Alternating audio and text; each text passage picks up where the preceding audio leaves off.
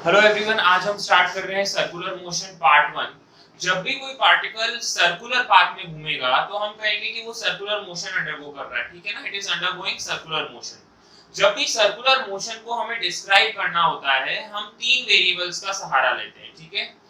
वो है angular displacement, second is angular velocity and third is angular acceleration. हम इनकी बात कर रहे होते हैं, ठीक है ना। जिस तरीके से हमारे पास लीनियर मोशन के करस्पोंडेंट्स होते हैं, वैसे यहाँ पर एंगुलर में है।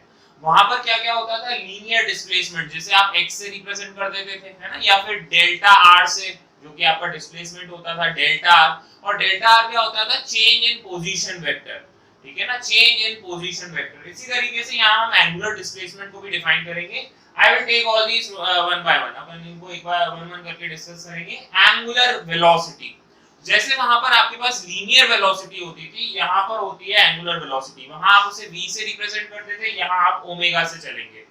फिर थर्ड आता है हमारे पास, वहां पर था लीनियर एक्सेलरेशन, मीटर पर सेकंड स्क्वायर में छोटा a से रिप्रेजेंट करते थे। यहाँ पर एंगुलर एक्सेलरेशन होता है जिसे अल्फा से रिप्रेजेंट करते हैं, ठीक है।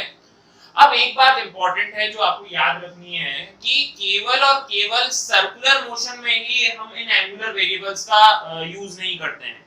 जब हम स्ट्रेट लाइन पाथ भी ट्रैवल कर रहे होते हैं, लीनियर मोशन कर रहे होते हैं, तब भी एंगुलर वेरिएबल्स आ जाते हैं, ठीक है ना। वो आ जाते हैं, मतलब अननोइंगली आ जाते हैं और उनका कुछ ना कुछ इफेक्ट पड़ता है।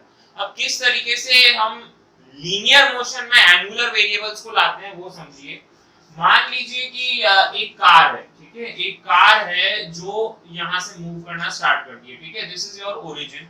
इस ओरिजिन से ये मूव करना स्टार्ट करती है कार 10 मीटर पर सेकंड की वेलोसिटी से, ठीक है ना। 10 मीटर पर सेकंड से स्ट्रेट लाइन पाथ ट्रैवल कर रही है, ठीक है। पहले 1 सेकंड में ये 10 मीटर चल जाता है ना, ये 10 मीटर चल गया 1 सेकंड में, कार यहाँ पहुंच गई। अगले 1 सेकंड में फिर से ये 10 मीटर ट्रैवल कर लेगा, कार यहाँ पहुंच जाएगी। अगले 1 मीटर में ये फिर से 10 मीटर ट्रैवल करेगा, कार यहाँ पहुंच जाएगी। फिर अगले 1 मीटर में आप समझ लीजिए यहाँ तक पहुंच गई, ठीक है ना। कोई ज्यादा परेशानी वाली बात नहीं है।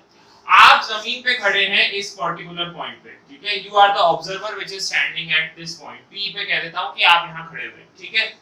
आप सबसे पहले ऑब्जर्व करते हैं, चलिए थोड़ा पी को पास ले जाता हूं और फील आएगा इसमें बढ़िया सा। मान लीजिए आप यहाँ पर खड़े हुए, ठीक है ना।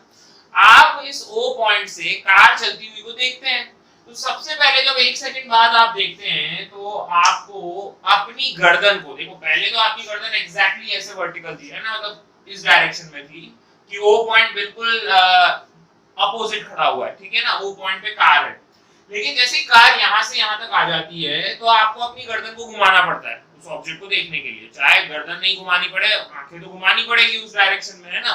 तो जब आप इस डायरेक्शन में घुमा देते हैं अपनी गर्दन को, दैट मींस आपकी गर्दन कुछ एंगल रोटेट हो गई, है ना। आपकी गर्दन जो है वो कुछ एंगल रोटेट हो जाती है और अब कार की जो पोजीशन है वो यहाँ हो गई। दैट मींस आपकी गर्दन ने कुछ एंगल ट्रैवल किया θ1, ठीक है। अच्छा, कुछ टाइम बाद कार जो है वो यहाँ पहुंच जाती है, तो अब आपको गर्दन और घुमानी पड़ेगी और ये हो जाएगा आपका एंगल θ2। अब आपको गर्दन कितने से घुमानी पड़ गई, θ2 से घुमानी पड़ गई। अच्छा, अब जब पार्टिकल की पोजीशन मतलब कार की पोजीशन यहाँ हो गई, तो अब आपको यहाँ तक गर्दन घुमानी पड़ेगी विच इज योर θ3। और फिर वो जब लास्ट में वहां तक पहुंचेगा तो ये और छोटा एंगल हो गया जिसे कह दिया θ4।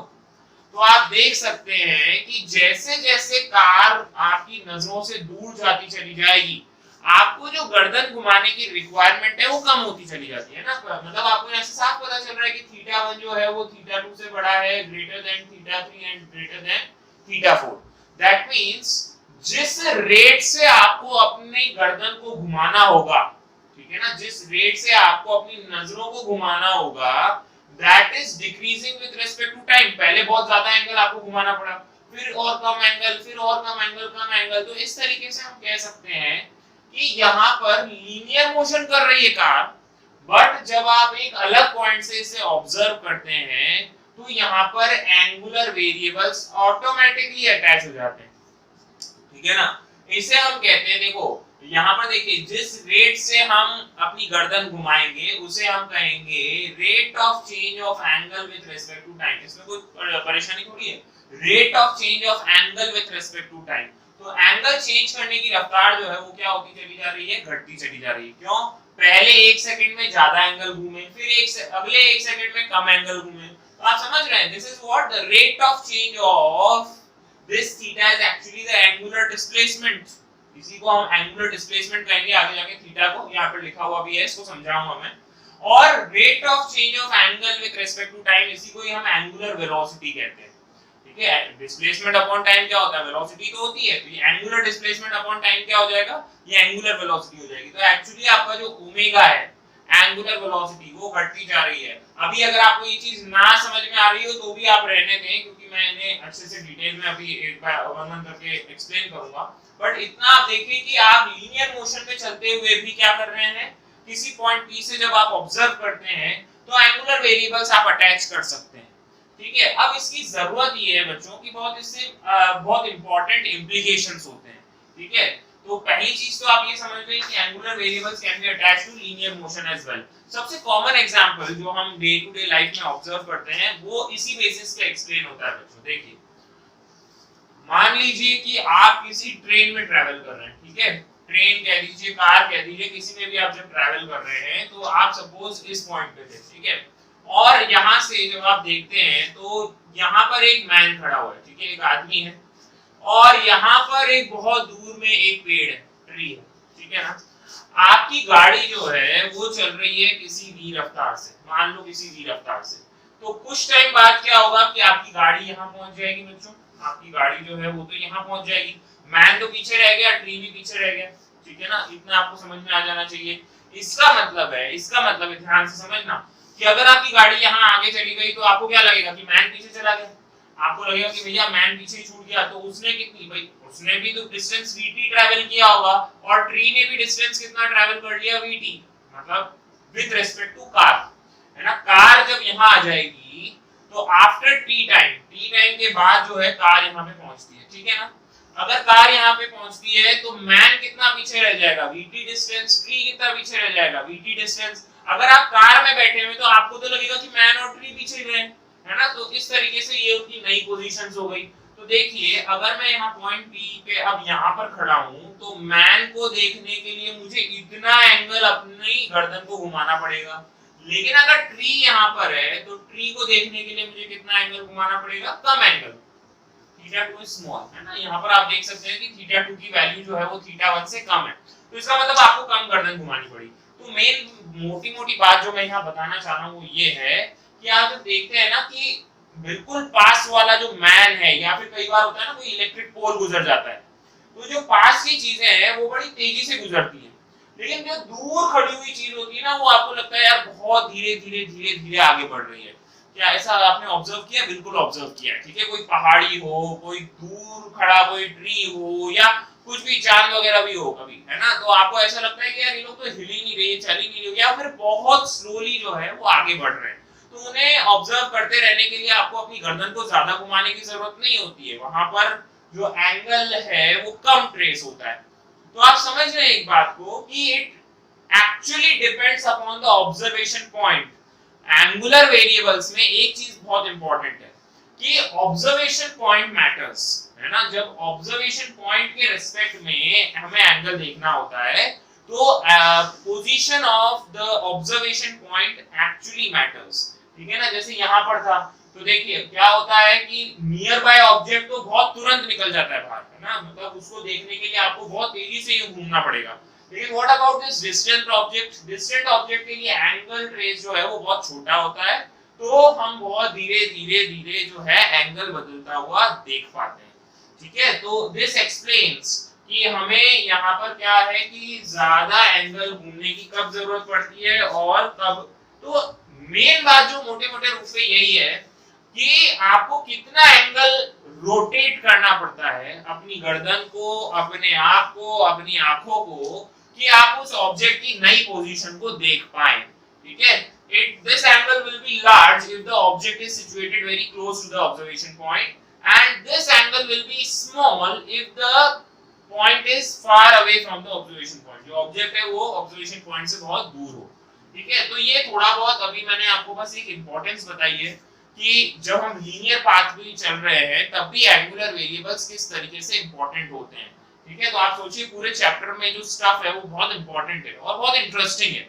ये chapter is one of the most interesting chapters. यहाँ पर जो भी मतलब एप्लीकेशंस आप सीखेंगे वो इनडायरेक्टली वर्क एनर्जी पावर में भी आएंगी। ठीक है ना, और this forms the basis of the chapter rotational mechanics. Rotational mechanics का ये बेसिक चैप्टर है। ये स्टार्ट करने के बाद ही आप वो अच्छे से डिटेल में समझ पाते हैं। ठीक है, तो अब मैं एक एक करके सारे एंगुलर वेरिएबल्स एक्सप्लेन करूंगा। फटाफट देखिएगा, क्योंकि आप लीनियर वेरिएबल्स में तो जानते हैं ना, लीनियर वेलोसिटी, लीनियर डिस्प्लेसमेंट वगैरह वगैरह आप सब जानते हैं, इसलिए मैं थोड़ा ये वाला सेक्शन फास्ट करूंगा। ठीक है, चलिए फर्स्ट लिखिएगा। फर्स्ट हमारे पास आता है एंगुलर पोजीशन, कह देता हूं सबसे पहले एंगुलर पोजीशन। जैसे वहां पर आप पोजीशन वेक्टर कहते थे, याद है, जैसे आप पोजीशन वेक्टर आर कहते थे, यहां मैं कहूंगा एंगुलर पोजीशन। अब एंगुलर पोजीशन क्या होती है, देखिए मान लीजिए कि ये आपकी रेफरेंस लाइन है, ठीक है ना, दिस इज ओ, ये आपकी रेफरेंस लाइन हो गई, इसे मैंने कह दिया रेडियस वेक्टर। क्या कह दिया इसे, रेडियस वेक्टर कह दिया।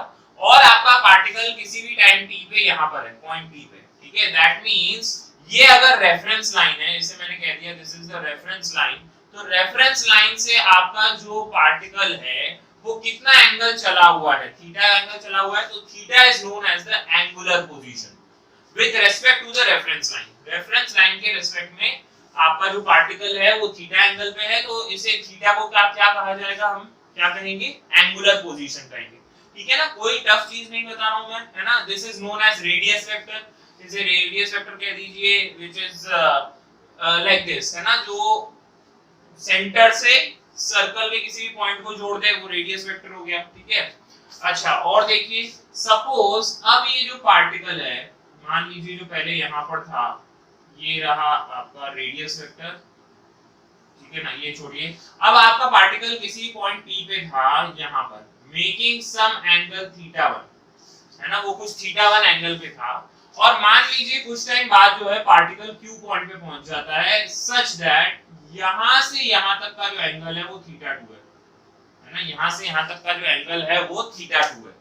तो जब आप θ1 एंगल तो ऑलरेडी कवर कर चुके थे और θ2 एंगल पे चले गए, तो इसे the particle has a change in angular position, उसकी एंगुलर पोजीशन में चेंज आया, और एंगुलर पोजीशन के चेंज को हम कहते हैं एंगुलर डिस्प्लेसमेंट। जैसे वहां होता था ना डिस्प्लेसमेंट वेक्टर, वो क्या होता था, डेल्टा आर से हम रिप्रेजेंट करते थे, जो कि हम कहते थे final position minus initial position, है ना, final position minus initial position कहते थे। उसी तरीके से यहाँ पर एंगुलर डिस्प्लेसमेंट को कैसे डिफाइन करते हैं, final angular position minus initial angular position. So this is known as delta theta. Delta theta कह दो, which is equals to θ2 minus θ1. Final angular position minus initial angular position. ठीक है, कोई परेशानी वाली बात नहीं होनी चाहिए, बिल्कुल सीधा सिंपल सा हिसाब चल रहा है, कोई दिक्कत नहीं है इसमें। ठीक है ना, Remember this is expressed in radians. इसका जो यूनिट है वो क्या है, रेडियंस है। ठीक है ना, RAD से आप रिप्रेजेंट करेंगे, चाहे वो एंगुलर डिस्प्लेसमेंट हो या एंगुलर पोजीशन, थीटा से रिप्रेजेंट होगी जो कि रेडियंस में है। ठीक है, अगर ये चीज रेडियंस में है, अब कुछ इंपॉर्टेंट बात जो है आपको ध्यान होनी चाहिए, बहुत अच्छे से ध्यान होनी चाहिए। पहली चीज कि डायरेक्शन हम कैसे देखते हैं, एंगुलर डिस्प्लेसमेंट की हम डायरेक्शन कैसे देखेंगे। देखिए इसकी जो डायरेक्शन है that is determined by, direction is determined by right hand rule. है ना, इसकी जो पोजीशन सॉरी डायरेक्शन है that is represented bye right hand rule. अब राइट हैंड रूल कैसे काम करता है, देखिए remember this is an axial vector. जब हम डिस्प्लेसमेंट एंगुलर डिस्प्लेसमेंट की बात कर रहे हैं, आपने वेक्टर्स में पढ़ लिया होगा कि ये एक एक्सियल वेक्टर है। अब एक्सियल वेक्टर कैसे है, देखिए आप सबसे पहले राइट हैंड को कहां प्लेस करेंगे, along the initial angular position. जो इसकी इनिशियल एंगुलर पोजीशन है, मतलब आप पहले θ1 पे थे ना, तो आप यहां पर जो है अपने राइट हैंड को प्लेस करेंगे और फिर उंगलियों को घुमा देंगे in the direction of angular displacement. ठीक है ना, मतलब जिस नई पोजीशन की तरफ, इनिशियल पोजीशन से फाइनल पोजीशन की तरफ उंगलियों को घुमाएंगे, तो thumb represents the direction of, thumb represents the direction of angular displacement. Remember, तो अब अगर मैं फिर से यहां पर फिर से दोबारा ढंग से देखिए, सुनिए मैं बता रहा हूं। आप P पे OP के अलोंग, आप OP के अलोंग क्या करेंगे, अपना राइट हैंड प्लेस करेंगे जो कि इनिशियल एंगुलर पोजीशन है। ठीक है, उंगलियों को घुमाएंगे सच दैट आप उस डायरेक्शन में मूव करेंगे जिस डायरेक्शन में आप फाइनल पोजीशन की तरफ पहुंच जाए, ठीक है ना। अगर फाइनल पोजीशन नीचे होती तो मैं राइट हैंड को नीचे मोड़ता, ठीक है ना।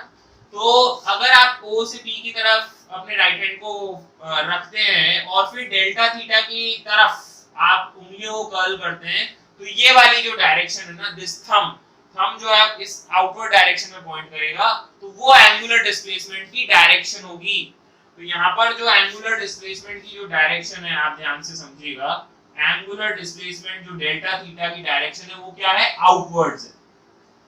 वो आउटवर्ड्स है मतलब डॉट में, आउटवर्ड्स मतलब डॉट। अब सोचिए अगर मैं कहता कि पार्टिकल नीचे की तरफ चला गया, पार्टिकल जो है वो नीचे की तरफ चला गया, जैसे इस तरीके से देखिए, पहले आप यहाँ थे और अब पार्टिकल यहाँ पर आ गया है ना, this is your P and this is your Q, so this is your angular displacement delta theta, ठीक है।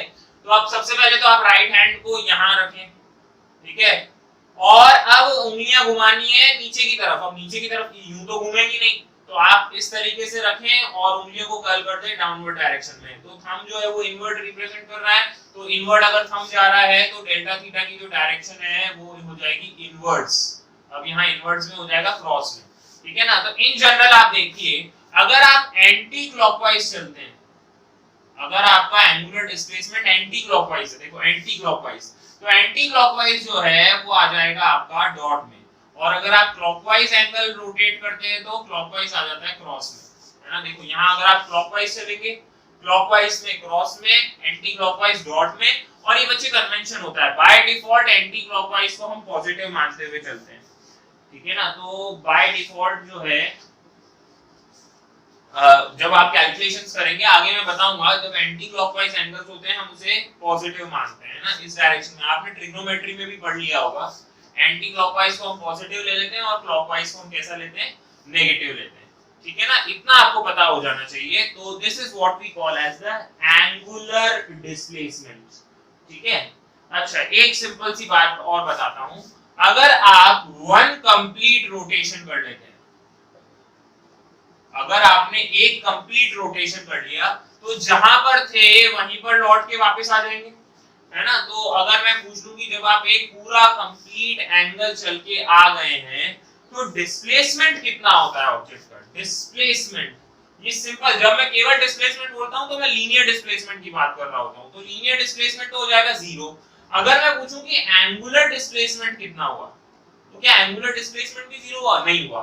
देखिए आप ये पूरा गोला चल के आ गए हैं, और ये पूरा गोला मतलब कितना एंगल हो गया, ये हो गया 2 पाई रेडियंस, रिमेंबर। तो आप कितना चल के आ गए, 2 पाई रेडियंस। एक कंप्लीट रोटेशन में 2 पाई रेडियंस चला जाता है, ठीक है ना। अगर मैं कहूं कि 5 रेवोल्यूशन कर दिए तो कितना रेडियंस चल जाएंगे, आप कहेंगे सर 10 पाई, ठीक है। मैं कह दूं कि चलो 5.5 रेवोल्यूशन किया है, तो 5.5 रेवोल्यूशन का मतलब है पहले तो 5 रेवोल्यूशन पूरे करा लो, पूरे 5 रेवोल्यूशन कराए मतलब कितना हो गया, 10 पाई रेडियंस हो गया, और आधा रेवोल्यूशन और, आधा रेवोल्यूशन और का मतलब कितना हो गया, आधा, 2 पाई का आधा मतलब पाई रेडियंस, पाई रेडियंस और कवर कर लिया तो ये हो जाता है 11 रेडियंस, 11 पाई रेडियंस, ठीक है ना। तो तुम्हें समझ में आना चाहिए कि 5.5 रेवोल्यूशन में ये कितना एंगल रोटेट कर सकता है, ठीक है।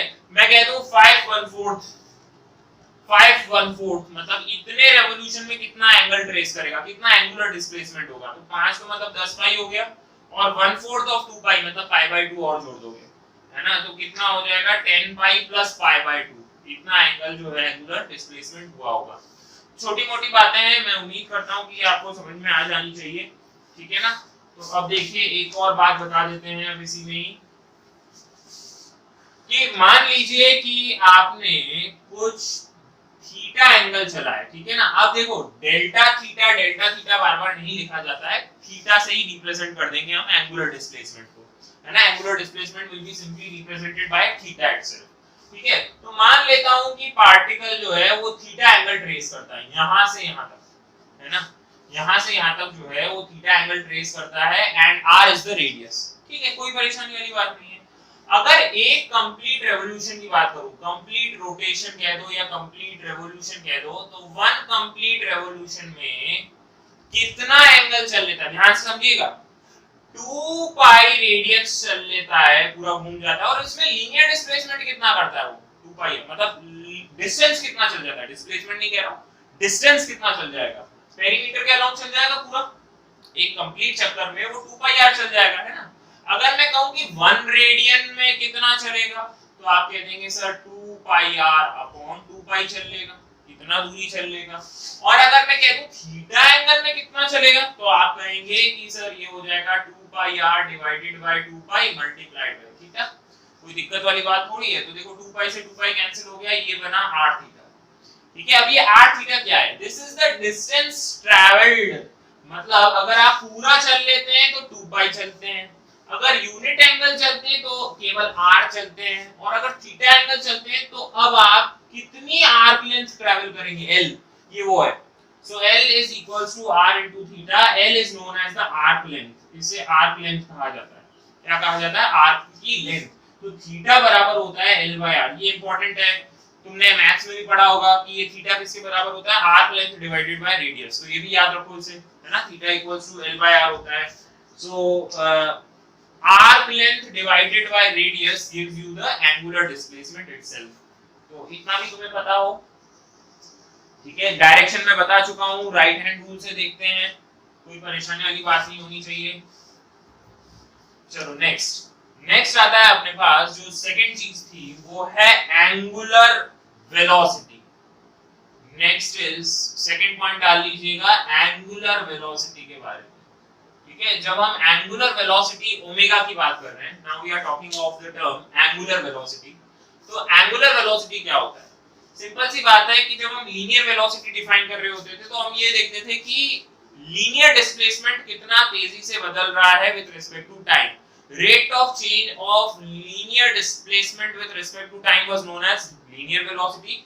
Rate of change of angular displacement, rate of change of angular displacement with respect to time, time के रिस्पेक्ट में, उसे ही हम क्या कहेंगे, एंगुलर वेलोसिटी कहेंगे। सिंपल सी बात है, एंगुलर वेलोसिटी का फॉर्मूला तुम्हें पता होना चाहिए। ठीक है, जैसे वहां पर हमारे पास दो टाइप की वेलोसिटीज होती थी, एक होती थी एवरेज और दूसरी होती थी इंस्टेंटेनियस। एक तो होती है एवरेज और एक होती है इंस्टेंटेनियस। द सेम वे हमारे पास यहाँ पर भी एंगुलर वेलोसिटी के दो टाइप्स हैं।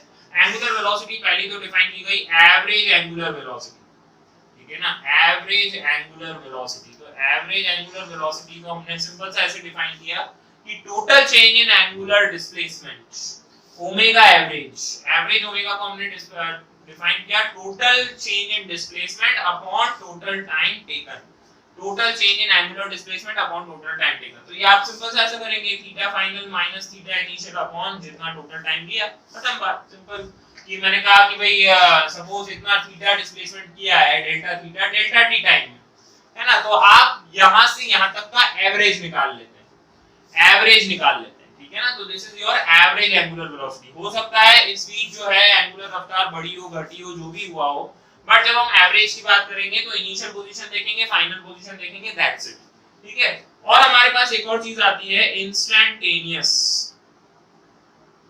इंस्टेंटेनियस एंगुलर वेलोसिटी, है ना। जैसे वहां पर था, वहां पर क्या था हमारे पास कि instantaneous rate of change of displacement with respect to time, किसी एक पर्टिकुलर पॉइंट पे वेलोसिटी हम निकालते थे। उसी तरीके से यहां अगर मैं किसी पर्टिकुलर इंस्टेंट ऑफ टाइम पे आपसे कह दूं कि what is the angular velocity, तो उसे आप कहेंगे इंस्टेंटेनियस एंगुलर वेलोसिटी। और ओमेगा इंस्टेंटेनियस को हम डिफाइन करते हैं d थीटा बाय dt से, कि एक पर्टिकुलर पॉइंट ऑफ टाइम पे कितना तेजी से जो है थीटा बदल रहा है with respect to time. It is actually the limiting case of delta t tends to 0। जैसे जैसे आप इस डेल्टा t को छोटा करते जाएंगे ये चीज डेरिवेटिव में बदल जाएगी, है ना, ये चीज यही चीज d थीटा बाय dt लिख दी जाएगी। So limiting case of delta t theta when delta t tends to 0, तो यही d थीटा बाय dt होता है। कोई नई चीज नहीं बता रहा हूं, ये बहुत आसान चीजें हैं, आपको आसानी से जो है ना डाइजेस्ट हो जाएंगी। इसका जो यूनिट है बच्चों, इसका यूनिट ध्यान से समझिएगा, क्योंकि इसके यूनिट से रिलेटेड है ना बहुत कंफ्यूजन होता है। ये छोटी सी बात याद रखना, बहुत काम आएगी। इसका जो यूनिट होता है ना दैट इज रेडियन पर सेकंड।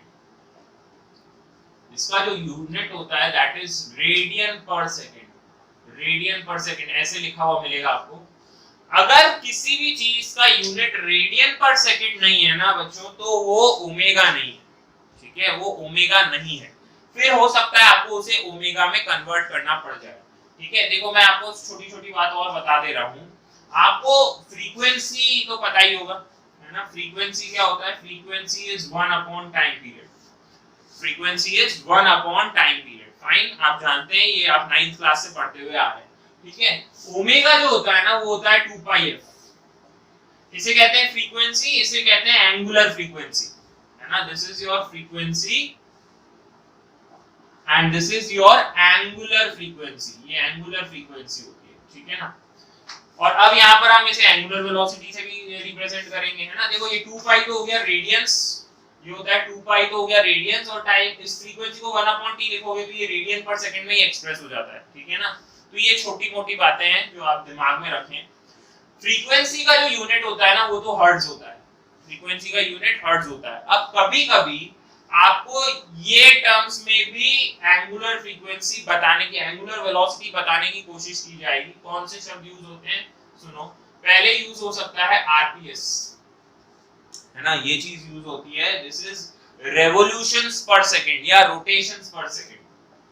आप कह दीजिए रेवोल्यूशन पर सेकंड कह दीजिए या फिर रोटेशंस पर सेकंड कह दीजिए, ठीक है। लेकिन क्योंकि ये रेडियंस में नहीं है तो ये एक्चुअली एफ है, ये कितना है, ये एफ चीज दे रखी होती है, ठीक है ना। Remember this, this is given as F, ये एफ होता है, ठीक है ना। अगर आपको इसको ओमेगा में कन्वर्ट करना हो ना तो 2 पाई से मल्टीप्लाई करना पड़ेगा, ठीक है। अगर मैं कह दूं कि the particle is going 10 RPS, 10 RPS 10 revolutions पर सेकंड है, तो ये ओमेगा नहीं है, ये तो एफ है। तो इसे ओमेगा में कन्वर्ट करने के लिए आपको 2 पाई से मल्टीप्लाई करना पड़ेगा, तो ये हो जाएगा 10 आरपीएस, तो ये चीज आपकी हो जाएगी 20 पाई रेडियंस पर सेकंड। सिंपल है, ये फार्मूला भी याद होना चाहिए, 2 पाई इनटू एफ होता है, ठीक है। एक चीज और देखो, रेवोल्यूशंस पर सेकंड्स की जगह ये भी बहुत कॉमन शब्द है, आरपीएम दे देते हैं। अब ये होता है रेवोल्यूशंस पर मिनट, है ना, ये होता है रेवोल्यूशंस पर मिनट कह दो या रोटेशंस पर मिनट, है ना। जब ये पर मिनट में देने लग जाए ना तो पहले तो मिनट से हमें बहुत गुस्सा है, हम मिनट्स को सेकंड्स में कन्वर्ट करेंगे, क्योंकि हमारा जो फ्रीक्वेंसी या हर्ट्ज होता है ये 1 अपॉन सेकंड होता है ना, ये 1 अपॉन सेकंड है। तो हम इसे पहले तो सेकंड्स में कन्वर्ट करेंगे और फिर इसे ओमेगा में कन्वर्ट कर देंगे, है ना। तो ओमेगा में अगर मुझे इसको कन्वर्ट करना है तो मैं क्या करूंगा, सपोज मैं कह दूं कि मेरे पास 10 आरपीएम है ना, दिस इज 10 आरपीएम। तो 10 आरपीएम का मतलब है पहले तो मैं 2 पाई से मल्टीप्लाई कर दूंगा, और 10 आरपीएम मतलब 10 रेवोल्यूशंस पर मिनट, मतलब इसको ऐसा लिखना चाहिए ना, 10 रेवोल्यूशंस पर मिनट। पर मिनट का मतलब है 1 मिनट, और 1 मिनट में कितने सेकंड्स होते हैं, इट इज 60 सेकंड्स, ठीक है ना। तो मैं ऐसा कर दूंगा 10 रेवोल्यूशंस पर सेकंड्स, तो पर 60 सेकंड्स हो गया, पर मिनट का हो या पर 60 सेकंड्स का हो, तो ये चीज कन्वर्ट हो गई, तो this becomes actually pi by 3। Omega अब यहाँ पर कितना हो गया, पाई बाय 3 रेडियन पर सेकंड, है ना। तो ये याद रखिए आप, कन्वर्जन इज इंपॉर्टेंट, ठीक है, कन्वर्जन इज वेरी इंपॉर्टेंट। तो ये चीजें याद रह जाएंगी। जब भी कोई चीज रेडियन पर सेकंड में नहीं है तो वो f दे रखा है, और f को कैसे कन्वर्ट किया जाएगा ओमेगा में, मेरे हिसाब से अब चीज क्लियर हो गई, है ना। रेवोल्यूशंस पर सेकंड कह दो, या फिर सिंपल सा ये भी दे दिया हो, कभी कभी कहते कि चलो भाई ये जो फ्रीक्वेंसी थी ये थी 50 हर्ट्ज, कितनी थी 50 हर्ट्ज, तो 50 हर्ट्ज ये तो f दिया हुआ है सीधा सीधा, तो ओमेगा कितना हो जाएगा, omega will be 2 pi into frequency direct है, ये 50 ही है, तो ये हो जाएगा 100 पाई के बराबर, ठीक है ना। तो ओमेगा कितना हो जाएगा 100 pi. You should always know how to convert into proper units, proper unit में ले जाना बहुत जरूरी है, ठीक है ना। तो ये नोट कर लीजिएगा, ठीक है। अगेन इसकी डायरेक्शन भी हम ऐसे ही देखते हैं, the direction is the same, है ना। अच्छा एक बात और देखिए, मान लीजिए कि हमारा जो पार्टिकल है वो n नंबर ऑफ रेवोल्यूशंस करता है, ठीक है ना, n नंबर ऑफ रेवोल्यूशंस हमारा पार्टिकल करता है, तो what will be the total angular displacement, 2n pi हो जाएगा, क्योंकि this has to be actually एक रेवोल्यूशन में हम 2 पाई चलते हैं, तो n रेवोल्यूशंस में कितना चलेंगे 2n पाई, है ना। तो ये फार्मूला बहुत इंपॉर्टेंट है, जो एंगुलर डिस्प्लेसमेंट होता है वो 2n पाई के बराबर होता है, है ना 2n पाई के। कभी कभी आपको ये पता होगा कि टोटल एंगुलर डिस्प्लेसमेंट कितना हुआ, आपसे पूछ लिया जाएगा कि बताओ कितने नंबर ऑफ रेवोल्यूशंस हुए, तो n की वैल्यू पूछ रहा होगा वो, तो n is actually delta theta upon 2 पाई, ठीक है ना। तो अच्छा, डायरेक्शन ऑफ ओमेगा, ओमेगा की direction, again this is also an axial vector, ये भी एक एक्सियल वेक्टर ही है, और ओमेगा की डायरेक्शन को देखने का वही तरीका है, जिस डायरेक्शन में एंगुलर डिस्प्लेसमेंट होगा उसी डायरेक्शन में एंगुलर वेलोसिटी भी होगी, क्योंकि आप जानते हैं ओमेगा क्या होता है, delta theta upon delta T, है ना। जिस डायरेक्शन में डेल्टा थीटा होगा उसी डायरेक्शन में आपका ओमेगा भी होगा, ठीक है। जैसे फॉर एग्जांपल पार्टिकल अगर ऐसे घूम रहा है, ठीक है, आप मान लीजिए पहले पार्टिकल यहाँ था और वो घूम के यहाँ पर आ गया, covering some delta theta in this direction, ठीक है। तो पहले आप राइट हैंड इस डायरेक्शन में रखें and curl it in the direction of, curl it in the direction of delta theta, मतलब जिस जो उसकी फाइनल पोजीशन है, तो thumb will give the direction of delta theta, और यही ओमेगा की भी डायरेक्शन है, ठीक है। तो this is the same as, अगर आपको डायरेक्शन देखनी है तो same as delta theta which is given by right hand rule, right hand rule. तो यहाँ पर ओमेगा किस में हो जाएगा, यहाँ पर ओमेगा हो जाएगा डॉट में, अगर पार्टिकल क्लॉकवाइज चला होता तो वो हो जाता क्रॉस में, है ना। एक और इंपॉर्टेंट रिलेशनशिप है जो आपको याद होना चाहिए, देखिए बता देता हूं वो भी। What is the relation between omega and v, omega और v, omega is the angular velocity and v is the linear velocity, angular velocity और लीनियर वेलोसिटी, ठीक है। देखो यहाँ पर, अब देखो पार्टिकल जो है वो सपोज यहाँ से यहाँ पर आया है ना, यहाँ से यहाँ पर आया कवरिंग सम एंगल थीटा, कोई दिक्कत वाली बात नहीं है, और वो इस पॉइंट के अबाउट, ये देखिए ये ऑब्जर्वेशन पॉइंट, मैंने आपसे कहा था ऑब्जर्वेशन पॉइंट इज इंपॉर्टेंट, तो हम यहाँ पर ऑब्जर्वेशन इस पॉइंट से ही तो कर रहे हैं, इस पॉइंट के रिस्पेक्ट में हमें अपनी गर्दन घुमानी पड़ेगी यहाँ तक के लिए, है ना, ऑब्जेक्ट को ट्रेस करने के लिए। तो जब आप यहाँ से यहाँ तक जा रहे हैं तो आप देखिए आपकी जो वेलोसिटी की डायरेक्शन है instantaneous, it will always be tangential, तो वेलोसिटी की डायरेक्शन ये होगी, ये आपका रेडियस वेक्टर है, आर वेक्टर। कोई परेशानी वाली बात तो नहीं है, ठीक है। अगर मैं आपसे पूछूं कि आपका ओमेगा किस डायरेक्शन में जा रहा होगा, अगर पार्टिकल ऐसे घूम रहा है, अगर पार्टिकल ऐसे घूम रहा है तो ओमेगा की डायरेक्शन क्या होगी, आउटवर्ड, डॉट में, है ना। तो यहाँ पर अगर मैं पूछूं ओमेगा कहाँ है, तो आप कह देंगे ओमेगा डॉट में, ठीक है। एक रिलेशनशिप होता है ओमेगा आर और वी के बीच में, ठीक है, and that relationship is v is equals to omega cross R, रट लो, बहुत इंपॉर्टेंट है। v और ओमेगा और r में क्या रिलेशन है, v equals to omega cross r। तो देखो r की डायरेक्शन तो ये हो गई, वेलोसिटी की डायरेक्शन ये हो गई, ओमेगा हो गया डॉट में। अब वेरीफाई करके दिखाता हूं, है ना, ओमेगा है तुम्हारा डॉट में, ओमेगा क्रॉस r करो, v की डायरेक्शन में आना चाहिए, ओमेगा कहां है, बाहर, ओमेगा r की डायरेक्शन में उंगलियां घुमाएं, क्रॉस प्रोडक्ट, कुछ नई चीज नहीं बता रहा हूं, क्रॉस प्रोडक्ट बता रहा हूं, ओमेगा बाहर, रेडियस वेक्टर इस साइड में, तो ओमेगा क्रॉस r कहां जाएगा, इस डायरेक्शन में, जो कि वेलोसिटी की डायरेक्शन है, सही हमने सोचा है, ठीक है ना। सपोज मैं और बता देता हूं एग्जांपल, मान लीजिए कि आपका पार्टिकल जो है वो यहां था, ठीक है, आपका पार्टिकल यहां था और कुछ टाइम बाद वो यहां आ गया, ऐसे ट्रेस करके एंगल, है ना, ये एंगल ट्रेस कर लिया उसने, तो ये रहा आपका पॉइंट ऑफ ऑब्जर्वेशन। तो आप सोच के बताइए कि इस केस में ओमेगा की डायरेक्शन कहां होगी, ओमेगा की डायरेक्शन कहां होगी, देखिए ये ऐसे घूमा है ना, क्लॉकवाइज डायरेक्शन में घूमा है, तो पहले आपका ऑब्जेक्ट यहां था और यू घूम गया, तो मेरे हिसाब से जो ओमेगा है वो क्रॉस में होगा, ठीक है ना, ओमेगा आपका क्रॉस में हो गया। अगर ओमेगा क्रॉस है, ये आपका रेडियस वेक्टर है, ये वाला रेडियस वेक्टर है, तो ओमेगा क्रॉस आर किस डायरेक्शन में पॉइंट करेगा, सोच के बताओ। देखो ओमेगा तो है इनवर्स, ओमेगा है इनवर्स, आर वेक्टर है डाउनवर्ड्स। आर वेक्टर कैसे देखते हैं, रेडियस वेक्टर कैसे देखोगे, सेंटर से जो पेरिफेरी है उसकी तरफ जाता हुआ वेक्टर, ठीक है ना, ओमेगा क्रॉस आर इस डायरेक्शन में हो गया, सही बात है। तो इस पॉइंट पे जो आपकी वेलोसिटी की इंस्टेंटेनियस डायरेक्शन है वो तो इसी डायरेक्शन में होगी, है ना। अगर सोचो इस पॉइंट पे मैं पूछूं तो इस पॉइंट पे वेलोसिटी की डायरेक्शन क्या होगी, वही वाली बात है, ओमेगा अंदर है, रेडियस वेक्टर ऐसे, तो अगेन वेलोसिटी जो है वो यहाँ पर टेंजेंशियल हो जाएगी, है ना। इस तरीके से आप जो है v और r और ओमेगा के बीच में रिलेशन को याद रखेंगे। कभी-कभी डायरेक्ट स्टेटा में फार्मूला आ जाता है कि ओमेगा जो है वो k कैप में, कि particle is rotating about z axis, समझ लो ये x है ये y है और ये डॉट हो गया, ये हो गया z एक्सिस है ना, ये एक्सिस जो है इसका z में है। r पोजीशन वेक्टर दे दिया, पूछ लेगा वेलोसिटी की डायरेक्शन बता दे, तो देखो आना चाहिए है ना। देखो ये सब एंगल देख मतलब क्रॉस प्रोडक्ट देखना, राइट हैंड रूल यूज करना, ये सब इंपॉर्टेंट चीजें हैं। तो this is the relation between omega and r, ठीक है ना, नोट कर लो इसे। चलो आगे बढ़ता हूं अब। थोड़े से छोटे मोटे अपन न्यूमेरिकल्स कर लेते हैं है ना, छोटे मोटे रिलेशनशिप्स हैं ये याद रखो। चलिए क्वेश्चन है, मान लीजिए मैंने आपको दे दिया कि theta is equal to 2t square plus 2, ठीक है, given theta is like this. आपसे पूछा गया find out the average angular velocity in first 2 seconds. First 2 seconds के लिए एवरेज एंगुलर वेलोसिटी निकालो एंड इंस्टेंटेनियस ओमेगा भी निकालना है कि इंस्टेंटेनियस एंगुलर वेलोसिटी निकाल लो at t equals to 3 seconds, ठीक है ना। ये दो चीजें आपसे पूछी गई। तो सबसे पहले तो आपको निकालना है कि टोटल एंगुलर डिस्प्लेसमेंट कितना होगा 2 सेकंड्स में अपॉन टोटल टाइम टेकन, है ना, ये चीज आपको पता होनी चाहिए।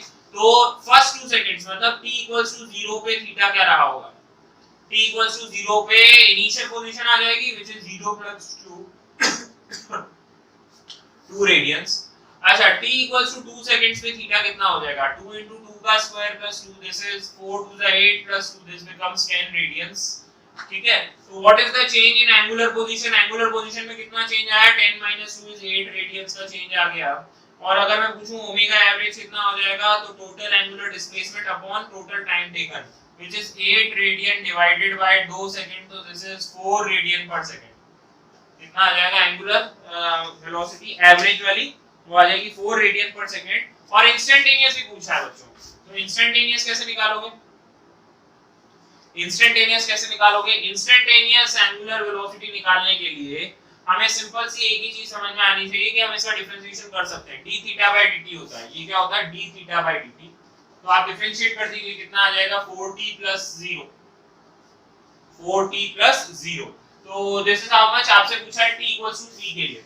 तो ओमेगा इंस्टेंटेनियस की वैल्यू एट t = 3, तो आप लिख देंगे 4 3 becomes 12, so this is 12 radiance पर सेकंड, ठीक है ना। तो आसान से फॉर्मूले हैं, आसान, बहुत ही सिंपल, कोई ज्यादा टफ नहीं होते हैं, ठीक है ना।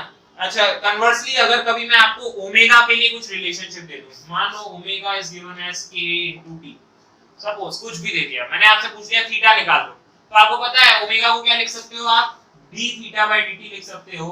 और d थीटा निकालने के लिए मैं लिख दूंगा kt dt, और इंटीग्रेट कर दोगे थीटा का एक्सप्रेशन आ जाएगा, है ना। तो ये बिल्कुल वैसे ही चलता है, कैलकुलस मेथड जैसे वहां था वैसे ही यहाँ पर भी है, ठीक है ना। बहुत आसान सिंपल हल्के फुल्के क्वेश्चंस यहाँ पर आ सकते हैं। Next is angular velocity. Angular velocity हमारा हो चुका है, अब हम स्टार्ट कर रहे हैं एंगुलर एक्सेलरेशन। नेक्स्ट जो आता है हमारे पास that is the angular acceleration, जिसे हम अल्फा से रिप्रेजेंट करते हैं, ठीक है। Angular acceleration is represented by alpha. Now what is this alpha equals to, देखिए अल्फा जो होता है वो होता है rate of change of angular velocity with respect to time. Time के रिस्पेक्ट में अगर एंगुलर वेलोसिटी बदल रही है ना, जैसे वहां था लीनियर एक्सेलरेशन क्या होता था, rate of change of linear velocity with respect to time, वैसे ही यहां पर एंगुलर एक्सेलरेशन हो जाएगा rate of change of angular velocity with respect to time.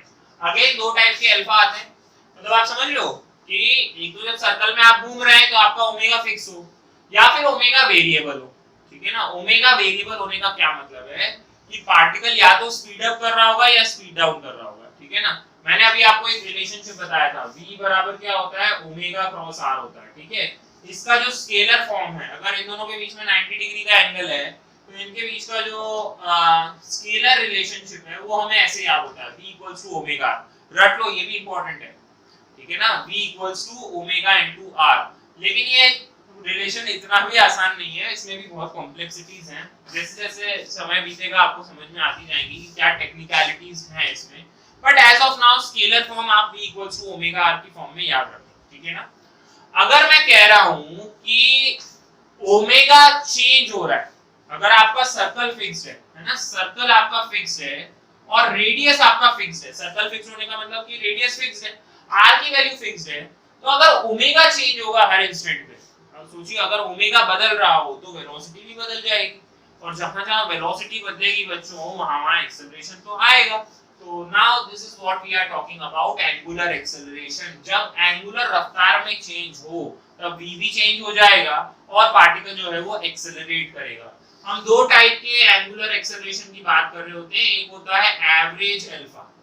Alpha average आप कैसे डिफाइन करेंगे, total change in angular velocity upon total time taken which is omega final minus omega initial upon total time taken. This is expressed in radian पर second और upon में second करो एक बार, omega radian पर second में हो गया, upon में सेकंड किया तो this is expressed in radian पर सेकंड स्क्वायर, रेडियन पर सेकंड स्क्वायर, ठीक है। और दूसरा आ जाता है हमारे पास instantaneous alpha, instantaneous angular acceleration. इसे कैसे डिफाइन करोगे, limiting case of delta T tends to 0, जब ये बहुत डेल्टा टी इंटरवल बहुत छोटा हो जाए तो delta omega upon delta T क्या बन जाएगा, D omega by dt, first derivative of omega with respect to time, ठीक है ना। अच्छा ओमेगा को d थीटा बाय dt भी लिखा जाता है, ओमेगा को क्या लिखा जाता है, d थीटा बाय dt। तो आप और क्या लिख सकते हो, alpha is equals to d बाय dt ऑफ d थीटा बाय dt। तो आप अल्फा को लिखेंगे double derivative of angular displacement with respect to time, बिल्कुल पैरेलल चल रहा है जो हमने लीनियर में पढ़ा था, है ना। अल्फा की वैल्यू ये हो गई। एक और चीज देख सकते हो, अल्फा को आप ऐसा भी तो लिख सकते हो d omega by dt, d omega by dt, है ना। d थीटा से मल्टीप्लाई और d थीटा से डिवाइड कर दो, d थीटा से मल्टीप्लाई कर दिया और डिवाइड कर दिया। व्हाट इज d थीटा बाय dt, d थीटा बाय dt इज ओमेगा। तो आप अल्फा को और कैसे लिख सकते हो, omega d omega bye d theta, ठीक है ना। जैसे आप वहां पर एक्सेलरेशन को क्या लिखते थे, v dv बाय dx लिखते थे ना, वैसे यहां पर omega d omega bye d theta हो जाएगा, ठीक है। वही सारी चीजें यहां पर भी एप्लीकेबल है, ठीक है। तो जैसे जैसे वहां लीनियर में चल रहा था वैसे वैसे अब यहां पर एंगुलर में चलेगा। आप पहले ये नोट कर लीजिए फिर और बताता हूं।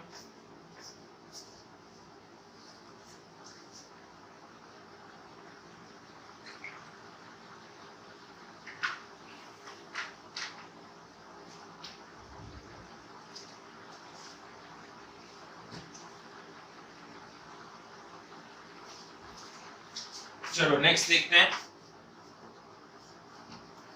देखिए जैसे जैसे वहां पर आपके पास एक्सेलरेशन होता था, ठीक है। अब एक्सेलरेशन जो है वो टाइम के साथ कांस्टेंट भी हो सकता था और वेरिएबल भी। भाई यूनिफॉर्मली एक्सेलरेटेड मोशन की अपन ने इक्वेशंस पढ़ी थी, v equals to u plus at, s is equals to ut plus half at square और v square minus u square equals to 2as। ये सारी इक्वेशंस हम पढ़ चुके हैं। ये कब होता था, जब वहां पर एक्सेलरेशन की वैल्यू चेंज ना हो रही हो, यूनिफॉर्मली एक्सेलरेटेड मोशन की बात कर रहे थे। द सेम वे यहां पर भी होता है, ठीक है ना। What we call as uniformly, या फिर मैं ऐसा लिख देता हूं, equations of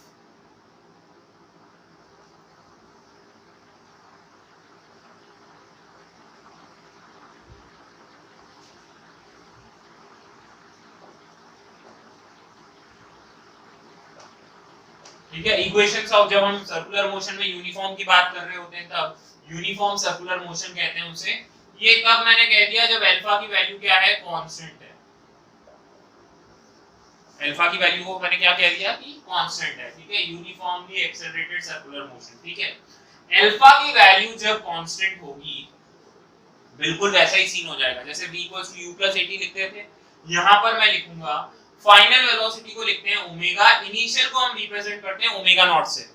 final angular velocity बराबर initial angular velocity plus alpha * t, v = u + at। इसी तरीके से angular displacement theta = second equation of motion क्या होती थी, जल्दी बताओ। ये होती थी ut + half at²। तो यहां लिखूंगा omega naught t + half of alpha * t², ठीक है। इसी तरीके से थर्ड वाली इक्वेशन v² - u² = 2as, तो ओमेगा² - omega naught square = 2 alpha theta, ठीक है। ये इक्वेशंस होती है, ठीक है। अच्छा वो होता था कि distance travelled in nth second, है ना। यहां पर भी हो सकता है फोर्थ इक्वेशन भी आप लिख सकते हैं कि what is the angular displacement in the nth second, वो कितना हो जाएगा ओमेगा नॉट + अल्फा/2 2n - 1। ठीक है। हालांकि वो इतना काम नहीं आएगा हमारे, ये 3 इक्वेशन जो हैं वो काम की हैं और मतलब अच्छे खासे फॉर्म में काम आ जाती हैं, ठीक है। एक क्वेश्चन करते हैं अब इसके ऊपर, एक क्वेश्चन करा देता हूं ताकि आपको और क्लैरिटी हो जाए कि किस टाइप के क्वेश्चंस इसमें आ सकते हैं। चलिए क्वेश्चन लिखिएगा।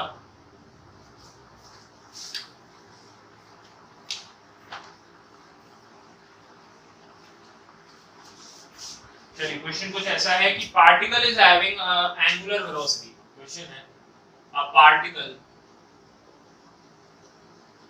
is having an angular velocity of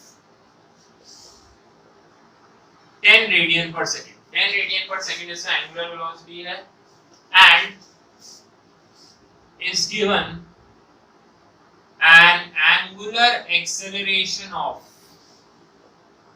5 radian per second square. इतने का आपने angular acceleration दिया है for 10 seconds. 10 seconds, ठीक है। Find out the number of revolutions performed, या number of revolutions in 10 seconds. In 10 seconds में कितने number of revolutions उसने कवर किए, ठीक है ना, कितने number of revolutions उसने कवर किए।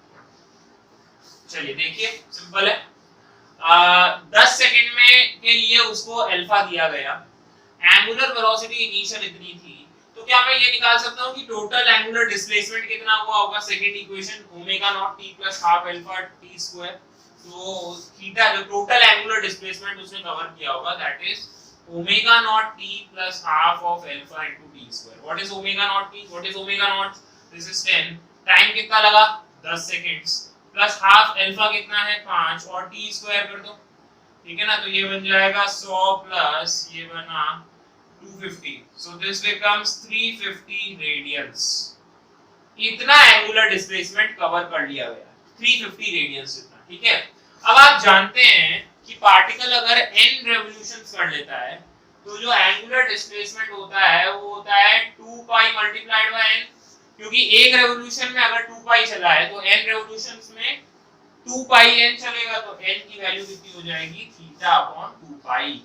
थीटा की वैल्यू कितनी है बच्चों, ये इंपॉर्टेंट याद होना चाहिए, n रेवोल्यूशंस में कितना एंगुलर डिस्प्लेसमेंट होता है 2n पाई, तो थीटा तो आपने 350 निकाल लिया और 2 पाई से आप डिवाइड कर देंगे, ठीक है। यहां से जो भी आंसर आ रहा होगा that is the number of revolutions completed, ठीक है। 10 सेकंड में इतने एंगुलर कितना जो है रेवोल्यूशंस कवर हो जाते हैं, ठीक है। नेक्स्ट क्वेश्चन देखिए, मान लीजिए आपको एक एक्सप्रेशन दिया गया कि omega is given as omega not minus K theta, ठीक है। ये आपके पास एक इक्वेशन दे दी गई है कि omega is given as omega not minus K theta. आपसे पूछा गया है find theta as a function of time, आपको थीटा निकालना है as a function of time if at t equals to 0 theta is 0। ऐसा दे रखा है उन्होंने कि t equals to 0 पे जो थीटा की वैल्यू है वो कितनी है 0। चलो कैलकुलेट करते हैं इसे, है ना। देखिए सबसे पहली बात तो आप equations of uniform circular motion लगा सकते हैं कि नहीं, पहले तो वो समझते हैं अपन। ओमेगा जो है ना देखो वो थीटा के साथ वराय कर रहा है, ठीक है। तो इन जनरल यहाँ पर equations of uniformly accelerated circular motion वाली चीज नहीं लगेगी। आप देखिए ओमेगा को क्या लिख सकते हो, ओमेगा को आप लिख सकते हो d थीटा बाय dt, उसे आप लिख दोगे omega not minus k theta के बराबर, ठीक है। इसमें तो कोई परेशानी वाली बात है नहीं, कैलकुलस मेथड है सिंपल वाला। तो क्या मैं ऐसा लिख सकता हूं d theta upon omega not minus k theta is equals to dt, ये तो एक कांस्टेंट टर्म है, ठीक है ना। अब आप क्या करेंगे, दोनों साइड इंटीग्रेट कर देंगे लिमिट्स पुट करते हुए। t इक्वल्स टू 0 पे थीटा कितना था 0, t इक्वल्स टू 0 पे थीटा 0 था, किसी भी टाइम t पे जो थीटा होगा वो थीटा हो जाएगा, कोई दिक्कत वाली बात नहीं है। अब देखो ये बच्चों ये किस फॉर्मेट का आ गया, ये आ गया 1 अपॉन ax प्लस b की फॉर्मेट का, ये है 1 अपॉन ax प्लस b की फॉर्मेट का, है ना। तो इसका इंटीग्रेशन क्या होता है, ये होता है ln ax प्लस b और साथ में x के साथ जो भी चिपका हुआ है वो नीचे आ जाएगा, यही तो इंटीग्रेशन होता है। तो देखो यहाँ पर जो है आपका माइनस k जो है वो a की तरह काम कर रहा है, ये हो गया ax प्लस b और ये है dx, ठीक है ना। तो ये इस फॉर्मेट में है, तो मुझे इसको लिखना चाहिए, इसका इनटू इंटीग्रेशन होगा वो होगा ln of omega not minus k theta, और माइनस k से आप डिवाइड कर देंगे, ठीक है। और लिमिट्स कहां से कहां तक रन करेंगे, 0 से थीटा तक, और ये dt का इंटीग्रेशन हो जाएगा t, खत्म, काम खत्म हो गया। अब आप इसको उधर लेकर जाइए, उधर लेकर जाएंगे तो ये बनेगा ln upper limit minus lower limit कर रहा हूं, पहले तो अपर लिमिट रखो omega not minus k theta, फिर लोअर लिमिट लिखो omega not minus 0 equals to minus kt। मैं इस माइनस के को तो यहां भेज ही चुका हूं, ठीक है। तो अब देखो ये क्या हो जाएगा, ln a minus ln b, ln a by b, तो ये बनेगा ln omega not minus k theta divided by omega not equals to minus का kt। ln को इधर लेके जाएंगे तो ये एक्सपोनेंट में कन्वर्ट हो जाएगा, ये एक्सपोनेंट में चेंज हो जाएगा, ठीक है। तो जब ये एक्सपोनेंट में चेंज हुआ तो क्या बनेगा, omega not minus k theta upon omega not is e की पावर माइनस kt, और अब इसको रीअरेंज करेंगे तो यहां से थीटा की वैल्यू आ जाएगी, this will be omega not minus omega not e to the power minus kt whole divided by k, so theta will be equals to omega naught upon k 1 minus e to the power minus k. This is the expression for theta. Theta as a function of time, ठीक है। बहुत standard problem है, बहुत जगह आपको दिख जाएगी वाली प्रॉब्लम, ठीक है ना। बहुत स्टैंडर्ड फॉर्मेट का क्वेश्चन होता है ये, चलिए नोट कर लीजिए इसे। So this is what about, मतलब वो तीन वेरिएबल्स की बात हो गई है ना, मतलब आपको क्लैरिटी हो गई होगी 1 to 1 करस्पॉन्डेंस है जैसे वहां पर होता था, बस एक्सेप्ट फॉर द फैक्ट कि यहाँ पर आपको जो डायरेक्शन है वो देखनी पड़ती है। तीनों एंगुलर वेरिएबल्स की जो डायरेक्शन है आप राइट हैंड रूल से ही देखेंगे, है ना, उसमें कोई परेशानी वाली बात नहीं है। तो राइट हैंड रूल आपको अच्छे से आना चाहिए। अच्छा, जैसे आपके पास लीनियर एक्सेलरेशन, जैसे वहां पर था आपके पास थोड़ी देर पहले मैंने आपको बताया था कि v को आप लिख सकते हैं ओमेगा क्रॉस r, ऐसे ही तो लिखते हैं, v को क्या लिख लेते हैं, ओमेगा क्रॉस r लिख लेते हैं। आप डिफरेंशिएट कर दीजिए with respect to time, differentiate with respect to time. ये r यहाँ पे रेडियस वेक्टर है ना, ये रेडियस तो चेंज होगा नहीं, तो dv/dt आपको क्या दे देगा, dv/dt equals to d omega by dt cross r, है ना। तो अगर मैं इसे dv/dt समझूं तो dv/dt is actually the acceleration, और एक्सेलरेशन हो जाएगा alpha cross r, d omega by dt क्या है, एंगुलर एक्सेलरेशन। तो ये फार्मूले याद होने चाहिए, relationship between linear and angular velocity, relation between linear acceleration and angular acceleration, ये फार्मूला है, ठीक है। यहाँ पर r में कोई चेंज नहीं है क्योंकि रेडियस वेक्टर जो है वो तो कांस्टेंट ही रहेगा, ठीक है ना। डायरेक्शन उसी तरीके से देखी जाएगी जैसे हम हमेशा देख रहे थे, ठीक है ना, राइट हैंड रूल से। तो this is all what about the three angular variables. अब मैं आपको आगे लेके चलता हूं कि हम एंगुलर वेलोसिटी की कैलकुलेशन कैसे करते हैं। बेसिक से अब अपन स्टार्ट कर रहे हैं, how to calculate the angular velocity, और डिटेल्ड चर्चा है अभी कि एंगुलर वेलोसिटी कैसे देखी जाती है।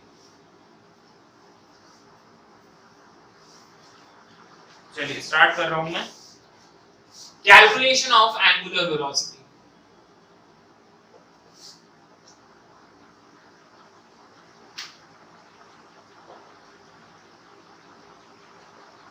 जब मैं एंगुलर वेलोसिटी ओमेगा की बात करता हूं और उसमें v लिखता हूं, है ना, v और r जैसी वो आपको लिखा हुआ है, आप देखेंगे जैसे स्केलर फॉर्म तो आपको याद ही होगा, v equals to omega r, उसी तरीके से a equals to alpha r, है ना। डिफरेंशिएट करोगे तो ये a आ जाएगा, ये अल्फा आ जाएगा, a equals to alpha r, ऐसे करके।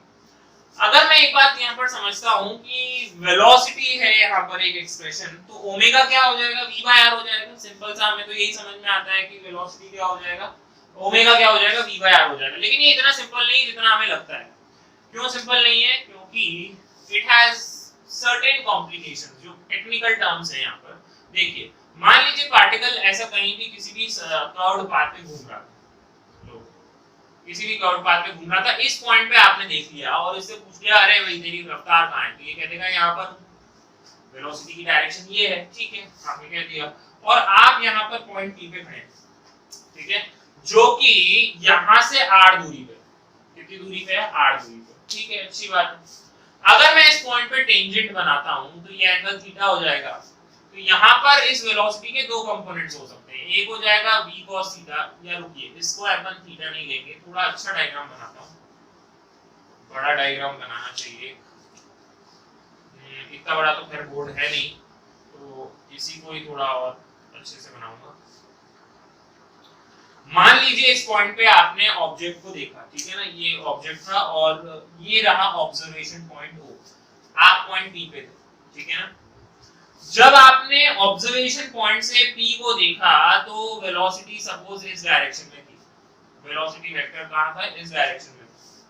अब देखो मैंने आपको पहले ही बता दिया है कि ऐसा कोई जरूरी नहीं कि सर्कुलर मोशन ही चल रहा हो, सर्कल में ही चल रहे हो हम, तभी हम एंगुलर वेरिएबल्स का सहारा लेंगे, ऐसा तो कहीं है नहीं। कहीं लीनियर मोशन में चल रहा हो, किसी भी अनशंट पाथ पे चल रहा हो जो कर्व्ड है, तो हर जगह आप एंगुलर वेरिएबल्स अटैच कर सकते हैं, ऐसी कोई बड़ी बात नहीं है, ठीक है ना। और हर पॉइंट पे ओमेगा अलग सा दिखेगा, वो भी एक पॉइंट है। देखो मान लो ये दूरी r है, ठीक है ना, ये दूरी r है, मैं कहता हूं इसे वेक्टर की फॉर्म में कन्वर्ट कर देता हूं, तो ये r वेक्टर कैसे जाएगा, r वेक्टर जो है वो इस तरीके से पॉइंट कर रहा होगा, ये हो गया आपका r वेक्टर, कोई दिक्कत थोड़ी है, कोई परेशानी नहीं है, यहां से यहां तक की दूरी आपको r पता चल गई है ना। अब यहां पर ध्यान दीजिएगा, मान लीजिए इस r वेक्टर और वेलोसिटी वेक्टर के बीच में जो एंगल है वो थीटा है, कितना एंगल है, थीटा है। अब इस वेलोसिटी के दो कंपोनेंट्स कर सकते हैं, एक तो यहां आ जाएगा अलोंग दिस, कितना आएगा v cos थीटा, और यहां कितना आ जाएगा परपेंडिकुलर टू दिस, ये हो जाएगा v sin थीटा, ठीक है ना। एक तो हो जाएगा टेंजेंशियल टू दिस सरफेस और एक आ जाएगा अलोंग दिस लाइन, ठीक है ना, तो v sin थीटा और एक v cos थीटा, इस तरीके से आ गया हमारे पास।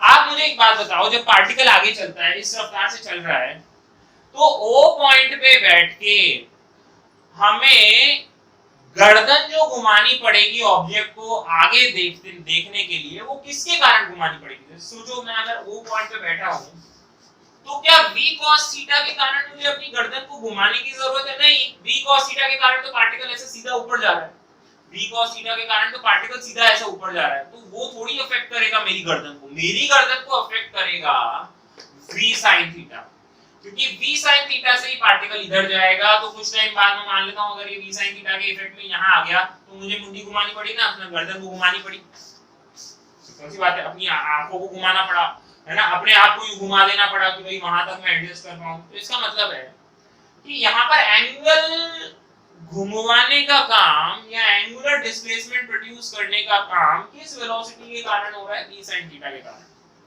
तो इससे मैं क्या समझ सकता हूं, मैं इसमें एक बात समझता हूं कि जब मैं ओमेगा लिखता हूं ना, आप जानते हैं v बराबर ओमेगा क्रॉस r लिखते हैं आप, तो यहां पर जब ओमेगा लिखा जाएगा तो ओमेगा ऐसे लिखा जाता है, बिल्कुल ध्यान से समझना प्यारे बच्चों, ओमेगा जो लिखा जाएगा वो लिखा जाएगा v sin थीटा, वो वेलोसिटी जो गर्दन घुमाने के लिए जिम्मेवार है v sin theta, divided bye उस पॉइंट की जो वेलोसिटी, जिस पॉइंट पर वेलोसिटी देख रहे हैं उसका ऑब्जर्वेशन पॉइंट से डायरेक्ट परपेंडिकुलर डिस्टेंस r, कैसे याद रखोगे, v sin theta divided bye r।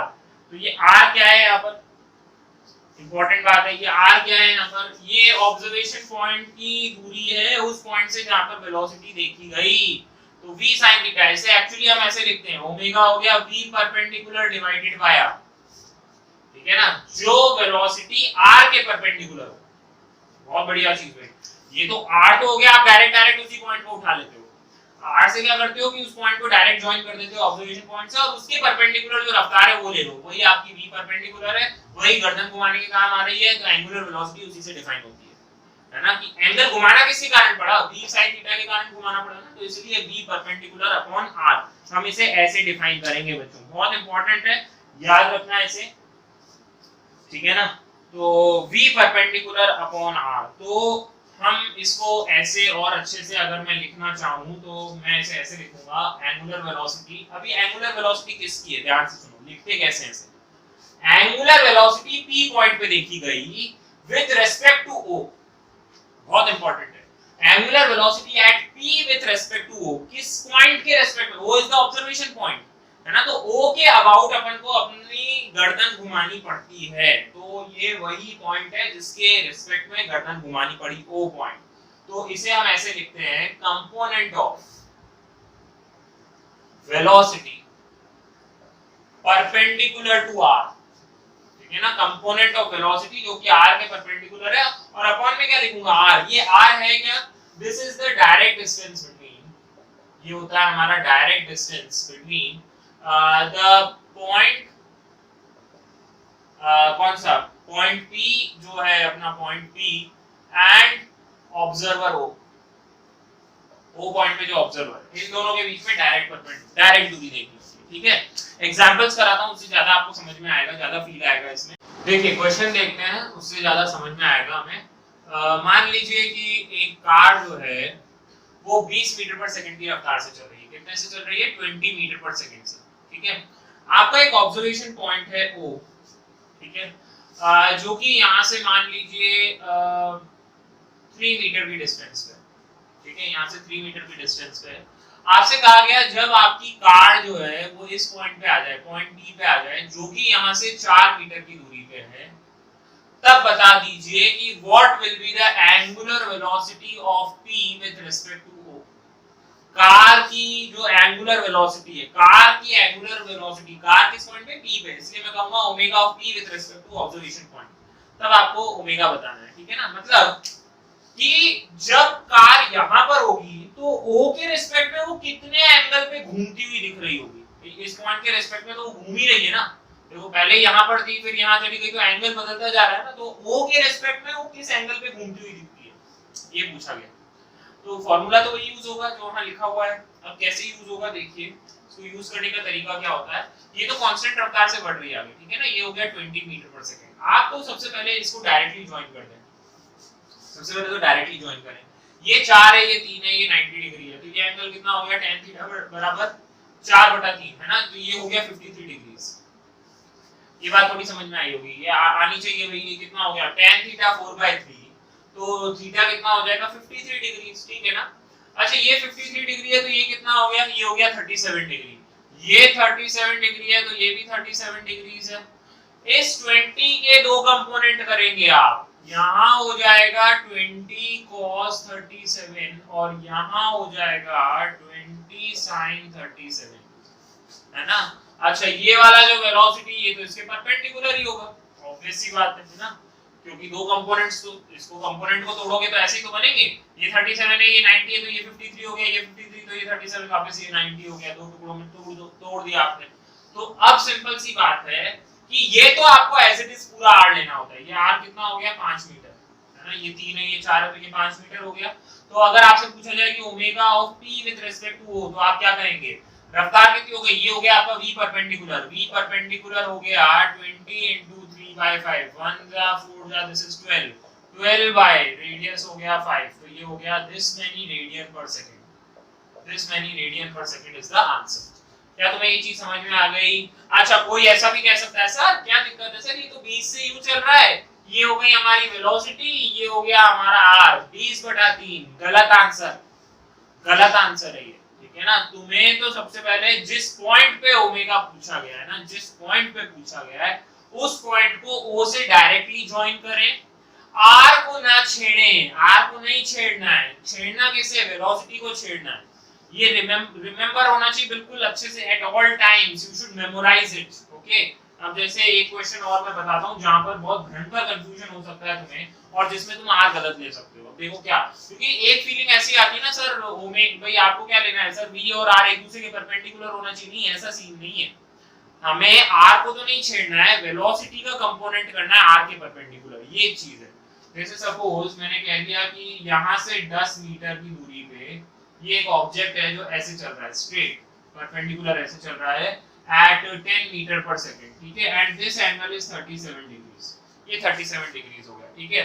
ये रहा पॉइंट P, ये पॉइंट P है और मैंने कह दिया ये रहा point O, find out the omega of P with respect two point O, P का ओमेगा निकाल दो O के रिस्पेक्ट में। चलो इसको कैसे करोगे, अब देखो सबसे सिंपलेस्ट गलती जो सबसे कॉमन मिस्टेक वो क्या हो जाएगी, बच्चा कह देगा सर ये तो रही परपेंडिकुलर वेलोसिटी, उसके परपेंडिकुलर ये r हो गया, नहीं r का टुकड़ा नहीं करना था, मतलब अब तुम ऐसा कह सकते हो ना कि सर ये तो रही रफ्तार 10 और ये हो गया वो रेडियस वेक्टर, अब बता दो, नहीं ऐसा नहीं होगा, ध्यान से समझो आपको करना क्या है, इस r को तो प्रिजर्व्ड रखना है, r का टुकड़ा कभी नहीं करना है, वेलोसिटी का टुकड़ा करना है। तो बस अब आप क्या कीजिए कि इस r के परपेंडिकुलर आपको वेलोसिटी देखनी ठीक है ना। तो देखिए ये एंगल 37, ये 90, तो ये कितना हो गया 53, ये 53 तो ये भी 53 हो गया। तो यहाँ 10 के दो कंपोनेंट्स हो जाएंगे, ये तो हो गया 10 cos 53 और यहाँ आ जाएगा 10 sin 53 डिग्री। 10 cos 53 और ये हो गया 10 sin 53, ये इसके परपेंडिकुलर होगा, ये इसके परपेंडिकुलर होगा। तो अब जो ओमेगा हो जाएगा p विद रिस्पेक्ट टू वो क्या होगा 10 sin 53 डिवाइडेड बाय ये दूरी हो गई 10। So the answer is sin 53 which is 4/5 radian per second.